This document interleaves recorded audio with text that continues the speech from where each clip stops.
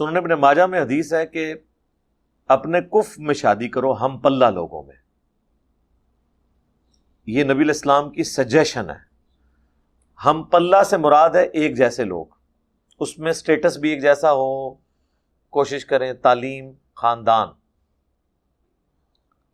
اور اس میں سوچنے کے زاویے بھی ایک جیسے ہوں. ظاہر ہے 100% تو ایک جیسے نہیں ہو سکتے، لیکن قریب قریب تو ہوں. یہ پریفریبل چیز ہے. یعنی ارائی جو ہیں وہ ارائیوں میں ہی شادی کریں تاکہ جب بھنڈیاں پکیں تو پیاز زیادہ ڈالنے میں دونوں کو مزہ آئے. ٹھیک ہے.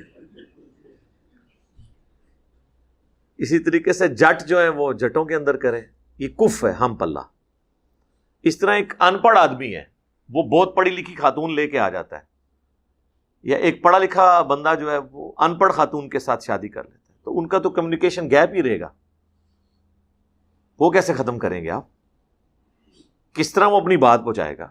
ہم تو اپنی نارمل لینگویج کے اندر اتنے انگلش کے لفظ استعمال کرتے ہیں کہ ہمیں ان کے ایکویلنٹ اردو میں کوئی متبادل الفاظ ہی پتہ نہیں ہوتے. تو اس لیے اپنے کف میں شادی کرنے کا کہا گیا ہے، ہم پلہ لوگوں میں، خاندان کے اعتبار سے بھی، سٹیٹس کے اعتبار سے بھی. اس میں آپ یہ کہنا کہ اسلام تو مساوات کا درس دیتا ہے، یہ ایک اینگل ہے. ہیومن ڈگنیٹی میں سارے برابر ہیں، لیکن ظاہر ہے کہ اپنی کیٹیگری کے اعتبار سے بھی اسلام جو ہے وہ انصاف پسند ہے نا. یہ پاسبل نہیں ہے نا کہ ایک ایسی عورت جو آپ ایسے گھر سے بیاہ کر لائے ہیں کہ جہاں پہ ایئر کنڈیشن تھا، اور اب لا کے آپ اسے جھونپڑے میں پھینکیں گے تو کیسے حالات و واقعات چلیں گے؟ اس کو تو چھوڑ دیں. نبی علیہ السلام کے مبارک زمانے میں آپ کی مرضی سے ایک شادی ہوئی ہے، وہ کامیاب نہیں ہو سکی. زید ابن حارثہ کی اور سیدہ زینب کی. نبی علیہ السلام کی کزن تھی نا سیدہ زینب. زید ابن حارثہ جو ہیں وہ غلام زادے تھے، ایک غلام تھے، نبی علیہ السلام نے ان کو آزاد کیا تھا. اور قرآن میں اس واقعے کا ذکر ہے کہ جب تم اس کو سمجھاتے تھے کہ درگزر سے کام لو اور اپنی بیوی کو اپنے ساتھ ہی رکھو، لیکن الٹیمیٹلی ظاہر ہے کہ وہ سیدہ زینب چونکہ ہاشمی تھی اور قریش کے اندر یہ خاندانی سلسلہ تو ہے تھا، وہ نہیں ایکسیپٹنس دیتی تھی، وہ ڈیو رسپیکٹ نہیں دے پاتی تھی زید ابن حارثہ کو، اور پھر طلاق ہو گئی. خیر بعد میں پھر اللہ تعالیٰ نے حضرت زینب کی دل جوئی کے لیے ظاہر ہے انہوں نے نبی علیہ السلام کی خاطر ایک قربانی بھی کی تھی، ان کو کمپنسیٹ کیا اور وہ ام المومنین بنی. تو اس لیے کف میں شادی کرنا ہم پلہ لوگوں میں ضروری ہوتا ہے. اسی کو آپ ایکسٹراپولیٹ کریں سنی شیعہ کنفلکٹ کی طرف بھی. اب تو اللہ کا شکر ہے کہ ہماری دعوت کی برکت سے کافی حد تک چیزیں یعنی ماڈریٹ ہو گئی ہیں، اب لوگ ایک دوسرے کو ایکسیپٹنس دے رہے ہیں. شیعہ کے اندر بھی جو ایک غالی ایک تھا نا سلسلہ، پڑھے لکھے لوگوں میں کافی حد تک دور ہو گیا ہے.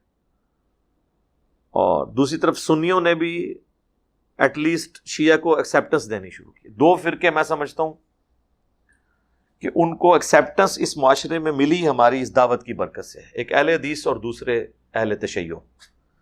ورنہ میں وہ پنجابی کا لفظ نہیں استعمال کرنا چاہتا کہ جو ان کی اوقات تھی ہمارے سب کانٹیننٹ کے معاشرے کے اندر.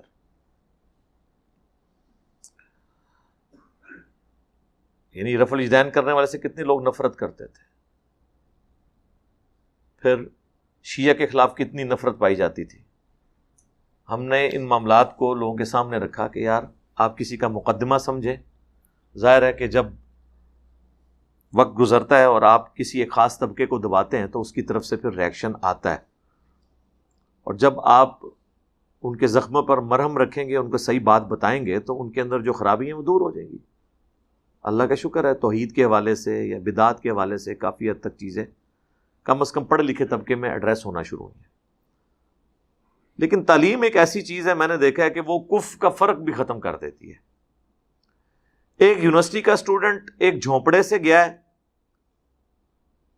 یا ایک F11 میں کسی کوٹھی میں رہنے والا شخص گیا ہے، جب یونیورسٹی میں پہنچتے ہیں نا تو تعلیم کی برکت سے آلموسٹ ایک طرح کی سوچنے کا انداز، عادتیں، حالات و واقعات ایک جیسے ہو جاتے ہیں.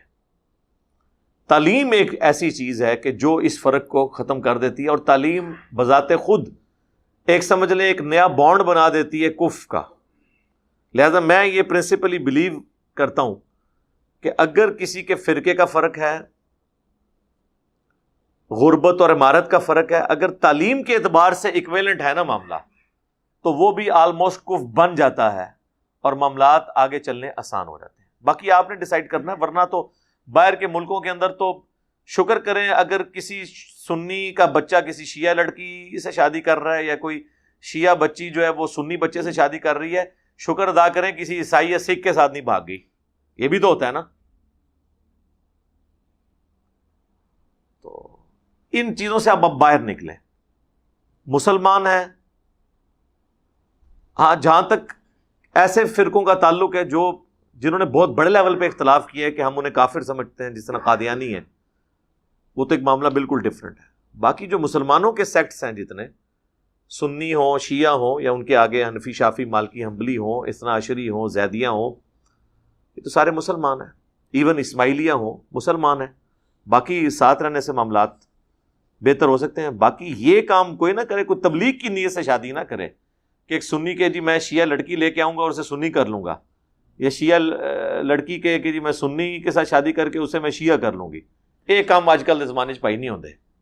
یہ اب دور بدل چکا ہے۔ اب آپ علمی دلائل کے ساتھ کسی کو قائل کر سکتے ہیں۔ دھوکہ دہی والا معاملہ جو ہے نا وہ اب ختم ہو چکا ہے۔ تو ٹھیک ہے جی، آپ معاملات کو لے کے چلیں، ہمیں تو کوئی نہیں ہے۔